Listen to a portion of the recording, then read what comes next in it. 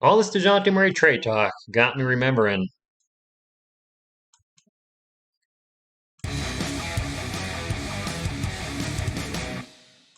What is up, San Antonio Spurs fans? Welcome to TSR Sports. The DeJounte Murray trade talk, my friends, is legit. I'm seeing everybody report on this, and I don't just mean YouTube channels and NBA analysis, blah blah blah, or whatever.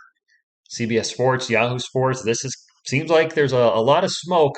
And when there's smoke, there's fire. With DeJounte Murray going to the Atlanta Hawks, and if DeJounte Murray is traded, I feel like major changes are coming to our San Antonio Spurs, and that's the point of this video today to talk about what may happen, rebuild moving forward if this is a rebuild, because we are trading DeJounte Murray. I think we are committing to the rebuild, and that will mean DeJounte, Jakob, and Lonnie gone. I'm going to go into my reasons why I think Jakob is gone along with DeJounte if they make this trade, and why I get the trade even if I don't like it. Drop a comment down below your thoughts on what I'm talking about today. You think I'm just nuts, or do you think this is the direction the Spurs are headed in? Hit that thumbs up to support a fellow Spurs fan and subscribe for more Spurs content. So, why do I think the three players I mentioned are gone? Well, youth and salary are a big part of it, and I'll discuss it with each individual player. But number two, DeJounte Murray and Jakob arguably are two best players on the team. I don't think too many people will argue, say I'm wrong in that. At the very least, they've been our most consistent last season. But it's been DeJounte and Jakob last year. They were also together the year before. Actually been together for the last 3 years. And with DeJounte and Jakob playing at a very good level, and with the rest of our team playing the way they have been, it seems like we're in one place right now. Neutral. The Spurs are kind of stuck as a play-in team. Not good enough to make the playoffs. Not bad enough to get a lottery pick. We're just kind of stuck in that weird purgatory that a lot of teams find themselves in. My best friend is a Minnesota Vikings and Utah Jazz fan. Every year they make the playoffs, and every year right back out again. It's a terrible spot to be in where you're just kind of in the middle with no direction. And maybe the Spurs are seeing that, saying, hey, we should have tore this thing down as soon as Kawhi left and started trying to build something around DeMar DeRozan, who's a very good player. Maybe we should have just hit the reset button, and maybe, just maybe, Brian Wright pop in the front office. Maybe they feel like, all right, it's time to move on, and we just got to break. We got to completely break it down, destroy the Spurs to their foundation, and build. And they just, by the time they're good enough, feel like DeJounte will be past his prime, or whatever the reasons are. Let's get into DeJounte Murray. Why I feel the Spurs may trade him. Again, I don't like it. But cooler heads prevail, and have had time to analyze things, and I think this is why it may happen, Spurs fans. He's going to be 26 this season. So the youth, he's not part of that extreme youth movement we saw in the draft with three 19-year-olds drafted. Of course, most of the guys are going to be teenagers in the draft. Joshua Primo's still 19. We'll get to that a little later. But he's going to be 26 this year. He's got 2 years left on his contract, and he's set to make about $17 million per year. And after that, he's going to want and probably get a max contract. So right now, DeJounte Murray does have his highest trade value. The numbers he's putting up, he might not put up on another team that has a star player, a scorer, a rebounder, what have you. So I'll agree his trade value is probably the highest it's ever going to be. What I don't like about it is what we're getting in return. The Atlanta Hawks were 43 and 39 last year without DeJounte Murray. One would have to expect they would be better with him. The Hawks picked 16th this year. So if we were to get their next 3 first-round picks, Atlanta's probably picking with DJ 20 or worse. Now, they do have 2 first-round picks next year, their own and the Hornets, but that's a protected 1 through 16. So it means the best we could get if we got that pick is 17.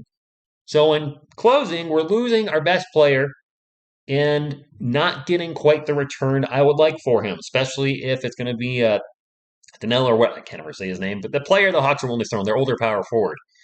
3 later draft picks does not automatically equal success. Yes, DeJounte was a later draft pick. Keldon Johnson was. We also could draft another freaking sandwich.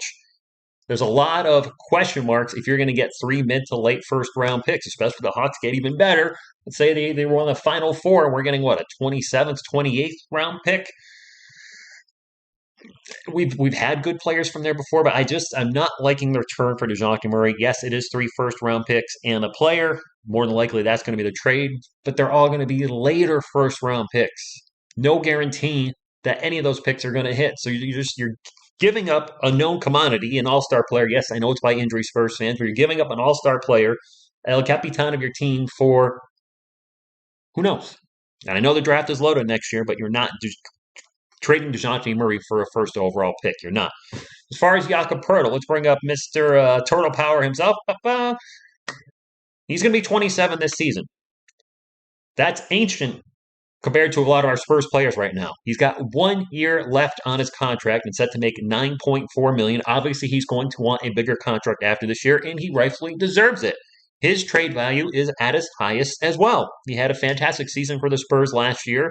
I think most agree with he's probably top 10 center. I don't think top five, but top 10 doesn't seem like far of a stretch considering what he does offensively, defensively, pick and rolls. A lot of the things that don't show up in the box score. He was an asset for the team and really outplayed his contract.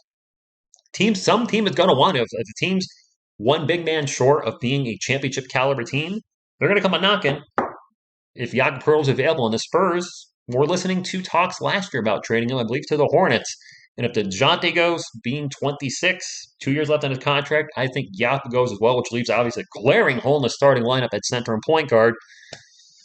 We'll talk about that in just a little bit, but I think if DeJounte goes, Jakob's going too. And that leaves the last man who we've talked at length with, Lonnie Walker. He'll only be 24 this season, so he's still obviously very young. But I've discussed in numerous videos that I think he's gone. You might keep him if they are going to move on from Jakob and DeJounte, but I think he's also going to be part of the, you know what, we've tried you out for 4 years, and I don't think they're going to trade him. I think he's not going to get re-signed. He's going to get a better offer somewhere. And if he works out somewhere else, where it wasn't working in San Antonio, hey, best of luck to him. If all three of these guys are not Spurs next year, which I'd be shocked if that happens, but anything's possible in the NBA, then wish them all luck. Hopefully they succeed. I got a bad feeling this DeJounte Murray stuff is not just smoke. I think there's some fire there. I hope I'm wrong, but if he gets traded, you root for the team, not the player. I'll wish him well in Atlanta. If he is behind the scenes, let me just close with this. If he's giving hints he doesn't want to be here, he's tired of losing, doesn't want to be part of the youth movement, he's done with San Antonio. If that's what he's saying to management, then obviously it's time to move on. So, in closing, let me bring up one more player. What's up, Primo? The Spurs, I do think, are rebuilding. Finally admitting to a rebuild needed. Being stuck in the middle is not where you want to be as an NBA team. It's not where you want to be as any franchise. It's not going to bring new fans in. Wow, let me follow this team that finishes 500 or worse every year and doesn't do anything after that. That's not going to bring fans. I think they really do believe in Josh Primo. I've been hearing a lot of good things about him recently. And we have 4 players now that are 19. Keldon Johnson is 23. Devin Vassell is 22. Trey Jones is 22, amongst others. I think we're really going all in on the 23 or 24 and under club. I think there's a good chance the Spurs hit the reset button. And what does that mean for us Spurs fans moving forward? 2023 going to be rough. Unless we see massive leaps from our current our younger guys. If they trade DeJounte and Jakob plus Lonnie Walker walks, I know that's the pun, but it is what it is, then it's going to be a struggle will be real. If our guys play similar to last year, maybe progress a little bit, we're going to have an extremely young team, and it's going to be a losing season. I don't think the Spurs would tank. I think they're going to try next year if all this plays out like I'm speaking, but it's going to be a rough season. More than likely a top 3 pick, and I don't know how to say his name, Wamba Lumba Ding Dong. Most of you put his name in the chat and you weren't even sure you were spelling it right, but apparently he is the next coming of Giannis Antetokounmpo, and I don't want to suffer through another losing season. I really don't, Spurs fans, but I'm also not naive. I know you just can't stay right here to infinity and beyond. At some point, something's got to give. And if the San Antonio organization truly feels like DeJounte Murray and the other players I mentioned aren't going to get us to the promised land, then maybe it's time to move on. And again, won't be happy about it. I'll understand it. I would like to get a better haul if DeJounte Murray is traded. I'm not sure that's likely. I don't know the Hawks roster. Maybe there's a young player on there, a big, somebody that we can get, because if this happens and Jakob gets traded, I don't know who is our starting lineup. Can be Zach Collins, Kellen, Primo, Devin, and Sohan. You don't mess with the Sohan, but you might mess with them with that lineup. I don't know. This is why I keep saying a lot of my videos. This is the most interesting time to be a San Antonio Spurs fan, because if you have been a fan for 30 years or less, and I've been a fan for about 32 years, we're used to just pretty much winning. Won an non-league season. David Robinson's hurt. 96-97, the Spurs, won 20 games? 20 and 62, something like that. And now the last 3 seasons. This is uncharted territory. We tried with LaMarcus Aldridge, DeMar DeRozan, didn't work. We tried with DeRozan and DeJounte, didn't work. Tried last year with DeJounte and Jakob, didn't work. It might be time to break the walls down. Jericho. All right, sorry. I just got weird there. If anybody's still around and got that reference, hey, good on you. But it might be time just to admit this isn't working. We need to try something different. And if it happens, best of luck to Dejounte. The others go with him. Best of luck to them and to our new guys. Best of luck to you. And hopefully, if we go this full rebuild, they surprise us and win some games. I'll be rooting for the Spurs. I'll be covering next season no matter what happens. I'll be live probably for almost every game.